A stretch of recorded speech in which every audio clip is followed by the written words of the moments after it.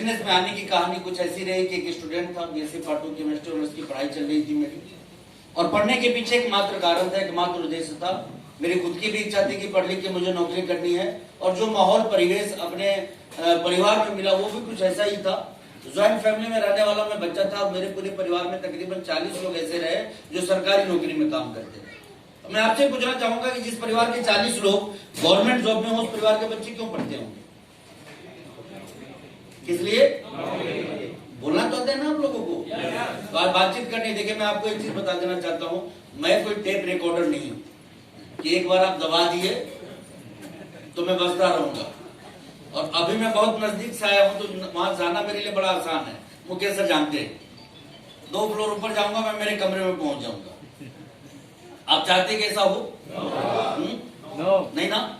तो फिर हम बातचीत करेंगे, और मेरी बस यही ख्वाहिश है आप लोगों से, रिप्लाई करना है आप लोगों को। मुझे याद है कि जब हम लोग छोटे थे, रात में जब दादी कहानी सुनाती थी तो एक ही शर्त होती थी उसकी कि हाँ बोलते रहना है तुमको पीछे।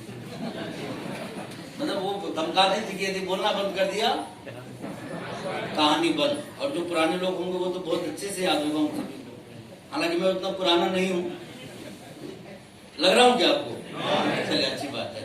मेरी पत्नी बोलती है कि आप बहुत स्मार्ट है, और मैं भी जब अपने आप को आईने में देखता हूं तो कुछ ऐसी ही गलतफहमी होती है मुझे।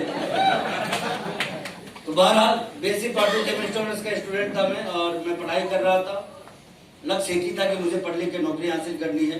तभी जिंदगी ने एक मौका दिया, मैं अब इसको मौका बोलता हूँ। उस टाइम का ये एक्सीडेंट था मेरे, जिंदगी ने एक मौका दिया आरसीएम के किसी प्रोग्राम में पार्टिसिपेट करने का। अब कैसे गया तो उस कहानी में नहीं ले जाऊंगा आपको, लेकिन वो प्रोग्राम काफी बड़ा था, हजारों लोगों की भीड़ थी उसके अंदर, और वो मेरे जिंदगी का ना एक यूनिक एक्सपीरियंस था, जहां की शुरुआती कुछ मिनटों तक मैं बिल्कुल ही बोर हो गया था, और बाकी कुछ मिनटों में क्या हो गया ये पता ही नहीं चला आज तक। जब प्रोग्राम स्टार्ट हुआ मैं परेशान हो रहा था, क्योंकि जिंदगी में वैसा माहौल कभी नहीं देखा था। मैं सिनेमा हॉल में लोगों को देखा था, सर्कस में लोगों को देखा था, किसी धार्मिक सभाओं में लोगों को देखा था, राजनीतिक सभाओं में भी लोगों को मैं देखा था, लेकिन ऐसे पागल लोग, बात बात पे ताली बजाने वाले, ये मैंने मेरी जिंदगी में पहली बार देखा था। क्योंकि देखिए, पिक्चर में भी जब जाता था ना तो कभी कभार लोग वोटिंग करते थे, कभी कभार लोग ताली बजाते थे, लेकिन मैं जहां पे गया कमाल की चीज हो रही थी। वहां पे जब लोग ताली नहीं बजाते थे ना, तो सामने जो स्पीकर होता था वो वहां से आदेश देता था कि ताली बजेगी, और उसके बाद सारे ताली बजाने लग जाते थे। मेरे जैसा चुपचाप बैठा जो रहता था ना, तो पड़ोस वाला ऐसे देखता था गुर्रा के, फिर मैं भी बजाने लग जाता। तो यार समझो ना समझो वो तो अलग बात है कि कोई पड़ोसी गाली ना देवे, कम से कम उसका तो ध्यान रखो।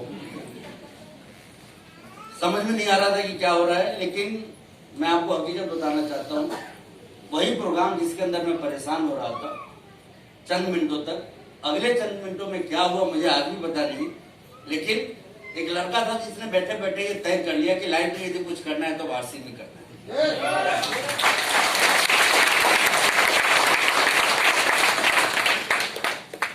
परमात्मा को तहे दिल से धन्यवाद देता हूं हमेशा के लिए कि उस प्रोग्राम के अंदर मुझे बिठा दिए, क्योंकि उस प्रोग्राम के अंदर जो चीजें बताई गई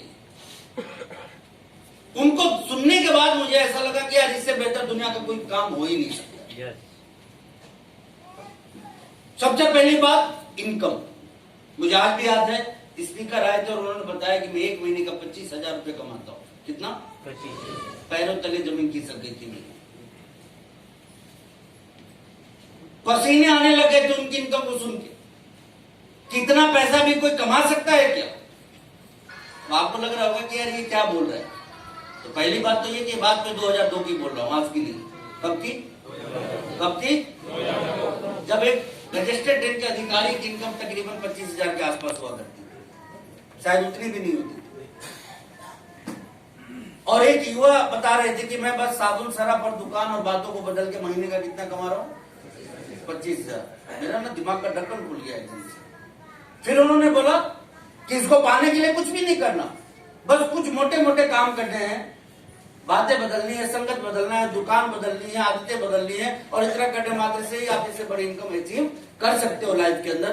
फिर मुझे लगा कि अब दुनिया का कोई दूसरा काम मुझे नहीं करना, करना है तो सिर्फ आरसीएम करना। उस दिन मैंने तय कर लिया कि अब इसी को लेकर मैं मेरी जिंदगी में आगे बढ़ूंगा। लेकिन कहते हैं तैयार होना आसान होता है, उस पर चलना बड़ा मुश्किल होता है। निर्णय तो मैंने ले लिया था कि मुझे आरसीएम करना है। मुझे ऐसी गलतफहमी हो गई उसी प्रोग्राम के अंदर कि जितनी आसानी से ये बिजनेस मेरे समझ में आ गया है ना, उतनी आसानी से हिंदुस्तान के शायद हर व्यक्ति के समझ में आ जाएगा। जब मैं वापस अपने घर गया और लोगों से इस बिजनेस को करने की बात करी मैंने, तो हैरान और परेशान कर देने वाली चीजें होने लगी मेरे साथ में।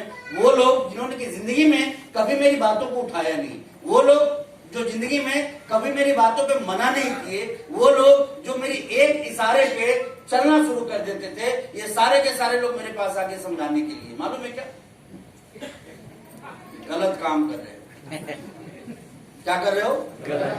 गलत काम। और ईमानदारी से मैं आपको बताऊं कि कभी कोई ऐसा व्यक्ति शुरुआती दिनों में मुझे नहीं मिला जो आके मेरे उत्साह को बढ़ा सके, जो आरसीएम का नाम। अजीब अजीब सी स्थिति होने लग गई मेरे साथ।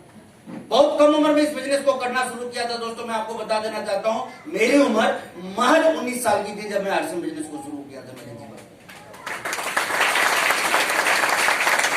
बिल्कुल दुबला पतला सा था, मुझे भी ठीक से नहीं आई थी। और प्राण तो छोड़िए, जब भी किसी को समझाने जाता था, समझाने में जाता था, लोग मुझे ही समझाने बोलते। आप बिलीव नहीं करेंगे, मैंने आरसीएम बिजनेस में शुरुआती दिनों में बिजनेस बढ़ाने से ज्यादा, इनकम बढ़ाने से ज्यादा अपने वजन को बढ़ाने पे काम किया। हकीकत बता रहा हूं आपको, वजह एक ही था, मालूम है क्या, कि लोग थोड़ी गंभीरता से ले और थोड़ा भारी ले। क्योंकि एक तो उम्र कम, दूसरा वजन कम, बात कोई मानता ही नहीं। मैं जाता था करोड़पति बनाने, लोग हमें भिखारी बना के भेज देते। तो मुझे ऐसा लगा कि यार लोग समझेंगे ही नहीं, तो फिर हमारी शुरुआत कैसे हो पाएगी।